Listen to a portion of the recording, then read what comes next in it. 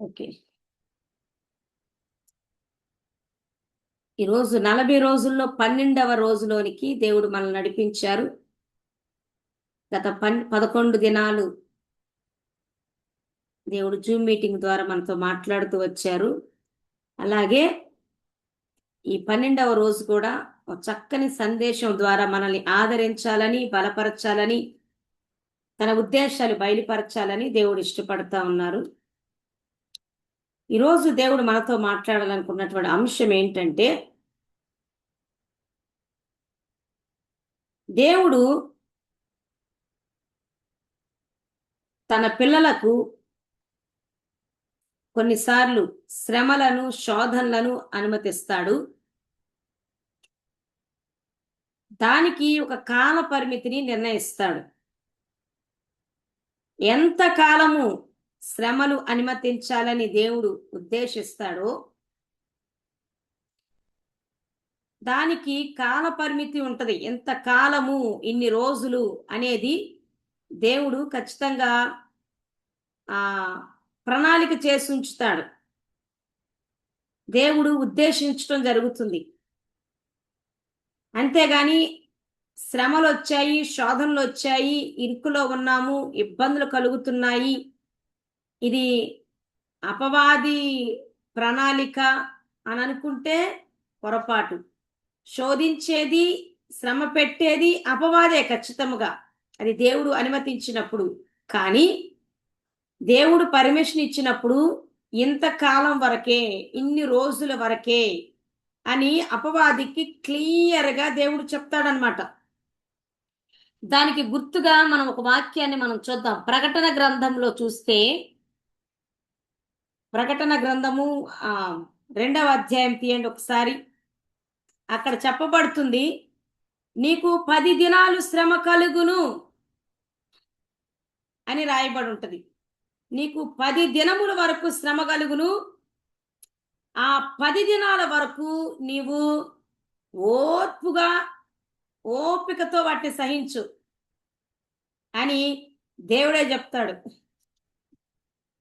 10 దినాలు అపవాది నిన్ను శోధించబోతున్నాడు అని 10 అనే సంఖ్య చెప్పాడు. నేను చదువుతున్నాను చూడండి ఒకసారి. ప్రకటన గ్రంథము 2వ అధ్యాయము 8వ వచనం నుంచి చూస్తే, స్ముర్ణ అనేటువంటి సంఘముతో దేవుడు మాట్లాడుతున్న మాటలు 10వ వచనం నుంచి మన చూస్తే మనకు అర్థమవుతుంది. ఇదిగో, మీరు శోధింపబడినట్లు అపవాది మీలో కొందరిని చెరలో వేయింపబోచున్నాడు. 10 దినములు శ్రమ కలుగును. మరణము వరకు నమ్మకముగా ఉండుము, నేను నీకు జీవ కిరీటమిచ్చేదను. ఆత్మ చెప్పుచున్న మాట చెవిగలవాడు వినుగాక. జయించువాడు రెండవ మరణం వలన ఏ హానియు చెందడు. ఇక్కడ దీని అర్థం ఏంటంటే, ఇదిగో నేను మీకు 10 దినాలు శ్రమను అనుమతించబోతున్నాను. 10 దినాలు అపవాది మిమ్మల్ని శోధించబోతున్నాడు. 10 దినాలే. ఆ 10 దినాలు శోధిస్తున్నప్పుడు మీరు నా నుండి దూరం అవ్వద్దు, సనుక్కోవద్దు. మీకు కలిగిన శ్రమలను బట్టి ఆ శ్రమలలో కూడా నేను తోడుగా ఉంటాను, నేను ఆదరిస్తాను, నా వాక్యం ద్వారా బలపరుస్తాను.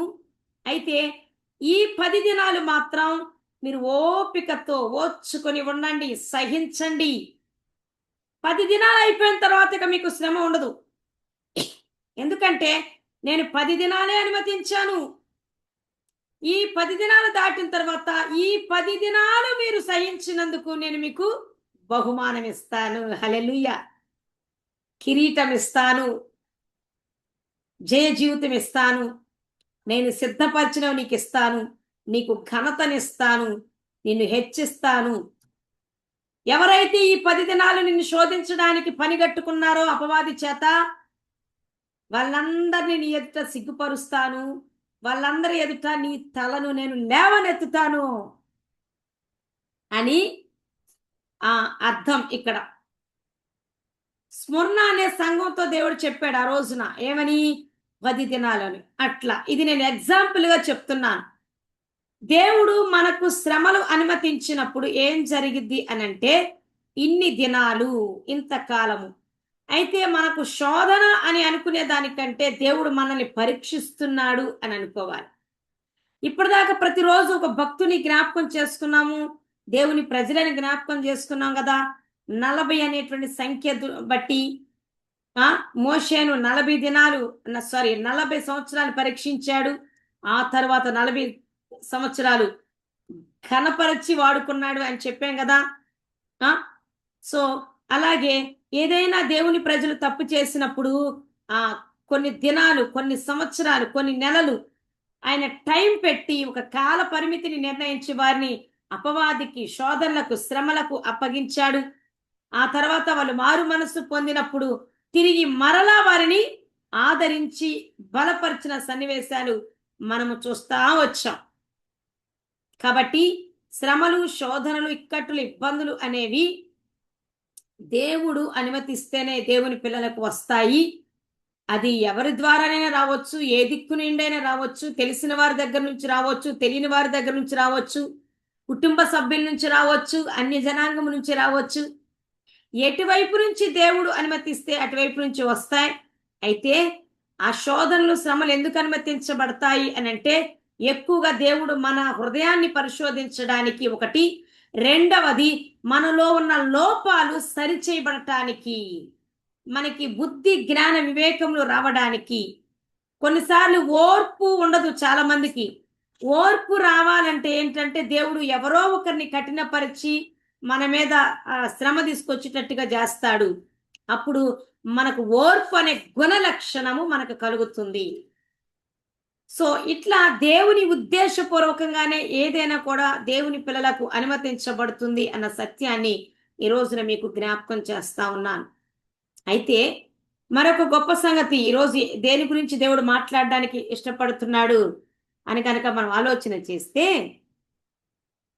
న్యాయాధిపతుల గ్రంథము 6వ అధ్యాయము 6 నుంచి 9 అధ్యాయాల వరకు ఉన్నటువంటి భాగము ద్వారా 8 అధ్యాయాల వరకు ఉన్నటువంటి వాక్య భాగం ద్వారా మనతో మాట్లాడడానికి ఇష్టపడుతున్నాడు. అయితే నేను క్లుప్తముగా ఒక అరగంటలో నేను వాక్యాన్ని ముగించడానికి ఇష్టపడుతున్నాను. ఏంటి ఈరోజు అంశము అనంటే, ఎప్పట్లాగే ఇశ్రాయేలీలు దేవుని ఎదుట దోషం చేసినప్పుడు, దేవుని మాట విననప్పుడు, దేవునికి అవిధేయులైనప్పుడు, చేయొద్దన్న పని మాటిమాటికి చేస్తున్నప్పుడు దేవునికి కోపం వచ్చి ఏం చేశాడనంటే ఒక్కొక్క రాజుకి, శత్రువుకి, శ్రమలకు, శోధనలకు అప్పగించి వారిని సరి చేయటానికి కొంతకాలము నిర్ణయించాడు. అదే రీతిగా ఇక్కడ ఈ న్యాయాధిపతుల గ్రంథము 6వ అధ్యాయము ప్రారంభం నుంచి చూస్తే దేవుడు సరిగ్గా అదే పని తన ప్రజల విషయంలో చేశారు. ఏంటి అనంటే ఇశ్రాయేలీల ప్రజలు ఆ కాలంలో దేవుడు చేయొద్దన్న పని చేసి దేవుని ఎదుట దోషం చేశారట, తప్పు చేశారు, పాపం చేశారు. అప్పుడు దేవునికి కోపం వచ్చి ఏం చేశాడనంటే మిద్యానీయులు అనేటువంటి ఆ రాజుకు అప్పగించేశాడు. మిద్యానీయులు అనేటువంటి